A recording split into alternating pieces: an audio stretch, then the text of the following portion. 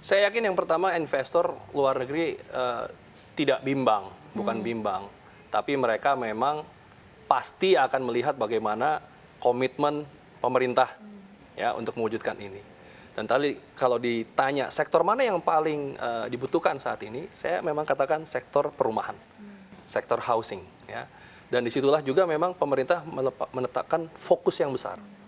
Pertama, dengan APBN, pemerintah membangun tahun 2024 ini 47 tower ya, oleh Kementerian PUPR ya, dengan APBN, 47 tower untuk apartemen bagi para ASN.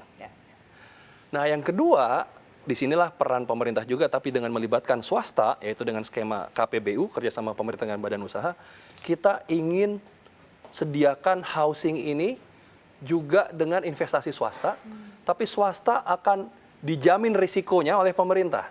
Ada risk sharing pemerintah di sana dengan skema KPBU tadi.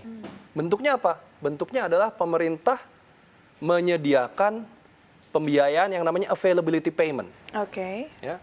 Availability payment ini adalah bagaimana pemerintah mengkompensasi dan menjamin kembalinya investasi dari si investor dalam membangun hunian, apartemen dengan skema KPBU tadi. Karena pasti investor untuk sebuah kota yang baru seperti Nusantara, a greenfield situation, akan bertanya, demand-nya seperti apa? Ya. Kita memang punya proyeksi, tahun 2024, penduduk Nusantara itu sekitar 200.000. Dan pada puncaknya nanti 2045, ketika kita menjadi bagian dari Indonesia Emas 2045, itu sekitar mendekati 2 juta, 1,9 juta. Tapi tentu ada pertanyaan, seberapa pasti demand dari populasi ini akan ada? Disitulah pemerintah turun ya dengan menangani demand risk tadi, ya, melakukan risk sharing dan akan membiayai availability payment. Artinya apa? Investor sediakan uang, bangun, kemudian operasikan, nanti pemerintah yang membawa para ASN, TNI, Polri untuk tinggal di apartemen tersebut, dan pemerintah untuk menjaminnya akan membiayai dengan availability payment investasi tersebut, termasuk untuk pemeliharaan dalam jangka waktu sekitar 10-15 tahun. Oke. Dan bahkan pemerintah sudah mengalokasikan anggarannya untuk availability payment ini di dalam peraturan Menteri Keuangan dan keputusan Menteri Keuangan minimal 0,1% dari GDP Indonesia itu akan dialokasikan untuk availability payment khusus untuk IKN. Untuk investor IKN tepatnya berarti? Betul. 0,1% GDP kita, bukan APBN, GDP ya, produk domestik bruto kita, dialokasikan untuk availability payment untuk investor IKN dari tahun 2024 sampai 2029. Ya, 2030 bahkan naik lagi 0,15%. Jadi itu sedemikian komitmen pemerintah untuk kemudian menarik investasi dan berbagi resiko. Ya, paling tidak nih ada kepastian terkait benefit ataupun mungkin keuntungan kali ya untuk para investor. Berarti ini availability payment ini membuat sedikit ataupun 10% dari keyakinan investor masuk ke dalam IKN. Tetapi ada yang tidak kalah besar Pak, yang juga mungkin menjadi pertimbangan dari para investor, yaitu terkait regulasi. Seperti yang saya sampaikan tadi di awal bahwa kita menyambut tahun 2024, ada kekhawatiran regulasi ini bisa berubah atau mungkin pemimpin selanjutnya tidak akan melanjutkan atau mungkin merombak kebijakan-kebijakan yang ada. Bagaimana menanggapi ini Pak? Pertama, kalau tadi dibilang ini mungkin 10%, well, sebenarnya kalau dari segi risiko demand, boleh dikatakan mungkin 100% risiko demand itu tertangani. Tapi kalau tadi bicara risikonya adalah jaminan kelangsungan regulasi atau jaminan kelangsungan politik, maka jawaban saya adalah nomor 1, IKN ini dirumuskan dengan undang-undang. Yang bukan hanya ditetapkan oleh pemerintah, tapi juga bersama dengan rakyat melalui parlemen, melalui DPR. Undang-undang bukan sesuatu yang bisa diubah oleh satu orang, satu kelompok, ya, satu partai, atau satu fraksi. Ini harus melalui sebuah proses secara utuh, secara bersama-sama, musyawarah untuk mufakat yang ada di proses parlemen kita. Ya, tentu ini bukan sesuatu yang mudah untuk berubah. Tapi jawaban saya yang lebih penting adalah yang kedua. Kita duduk nih di Jakarta.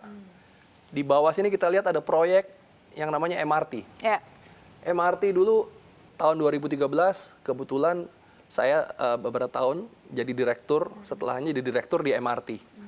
Yang groundbreaking MRT kita ingat tuh di Bundaran HI itu gubernur yang namanya Joko Widodo, ya. Pak Joko Widodo sudah bukan gubernur lagi, ya. Gubernur Jakarta sudah berubah berkali-kali.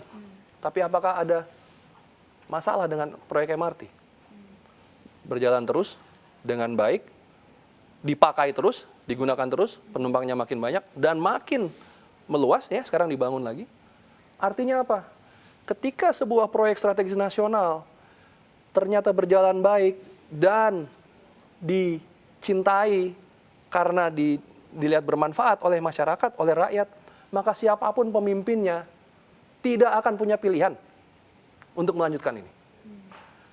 Apalagi kalau IKN ini, dan karena IKN ini adalah sebuah cita-cita Indonesia untuk membangun dengan merata, membangun tidak hanya di Jawa, tapi juga di titik tengah Indonesia, di Kalimantan, sehingga menunjukkan bahwa peluang kesejahteraan, peluang munculnya pusat-pusat pertumbuhan ekonomi akan terjadi di tempat lain, termasuk di Kalimantan sebagai paru-paru dunia, dan pemerintah sangat komit untuk menjalankannya.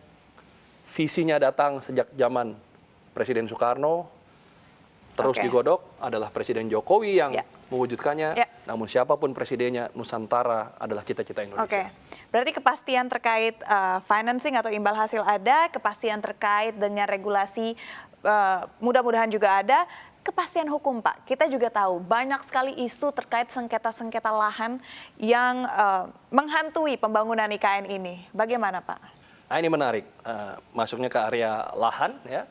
Salah satu pekerjaan kami di Otorita IKN yang sangat didukung dengan kuat oleh kepemimpinan tertinggi Pak Presiden Jokowi adalah dengan dibentuknya Satgas Percepatan Investasi dan Perolehan Lahan yang diketuai oleh Bapak Menko Maritim dan Investasi, Pak Menko Marves, Pak Luhut Binsar Panjaitan. Karena apa? Karena memang permasalahan lahan ini sangat membutuhkan koordinasi lintas sektor, mulai dari pusat sampai daerah, mulai dari berbagai kementerian. Ya. Jadi wajar kalau mungkin ada pertanyaan seberapa pasti ini soal lahan tadi, begitu ya. Nah ini perlahan-lahan mulai teratasi. Ya. Satgas Perolehan Lahan sudah bekerja keras memetakan, ada peta satelit dari udara untuk melihat bagaimana kondisi lahan ini. Dan juga Satgas ini kita bersama-sama merumuskan dan menghasilkan harga tanahnya ini berapa di IKN untuk investor kemudian masuk dan membayar, membangun, supaya tidak terjadi atau menjadi korban dari spekulasi, ya. Yang tentu kalau spekulasi ini kan tidak ada kepastian hukum. Jadi dari situ kita lihat betapa pemerintah memang serius untuk mengupayakan adanya kepastian hukum. Dengan adanya Satgas tersebut, ya dipimpin Pak Menko Marves, dan pelan-pelan kita mulai melihat hasilnya, melihat wujudnya, dan kita harapkan ini akan membuat investor makin yakin.